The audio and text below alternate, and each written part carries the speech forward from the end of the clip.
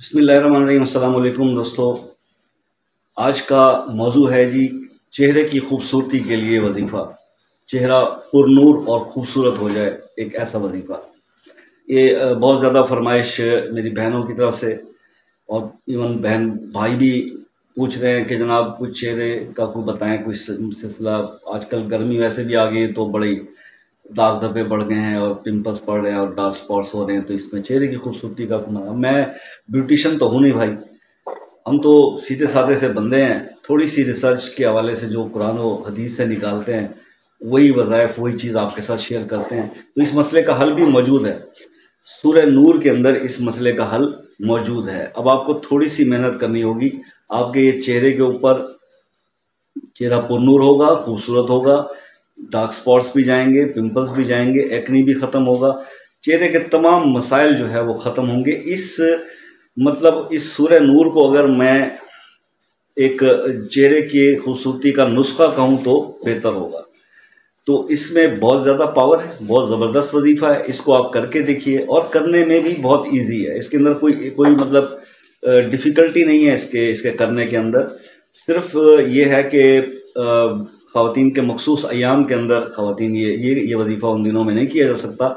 उसके अलावा आप इसको कर सकते हैं, और इसके वजीफ़े की करने के लिए आपको कोई ज़्यादा मेहनत करने की ज़रूरत नहीं, कोई ज़्यादा टाइम जगह कोई ऐसा मसला नहीं है। नमाज तो हर मुसलमान पढ़ता ही है। अब ये पूछना या कहना बड़ा अजीब सा लगता है कि जनाब आप नमाज पढ़ते हैं कि नहीं, मुसलमान से क्या पूछना, मुसलमान है तो नमाज पढ़ता होगा। तो वैसे तो मेरा ये ज़ाती तजर्बा ये है कि जो शख्स 5 वक्त नमाज पढ़ता है और 5 दफ़ा वज़ू करता है, तो फिर उसके चेहरे की जो है उस पर जो वक़ार, जो नूर, जो बरकतें नज़र आती हैं, वो उसका तो अनमैच है, कोई इसका वो नहीं है। लेकिन क्योंकि हमारे यहाँ कुछ कोताहियाँ हैं, थोड़े मसले मसाइल हैं, परफेक्शन नहीं है, दीन से दूरी है, तो इन चीज़ों सबको देखते हुए आपको सूरह नूर का एक छोटा सा अमल आपको बता रहा हूँ। सूरह नूर की आयत नंबर 30, आयत नंबर 30।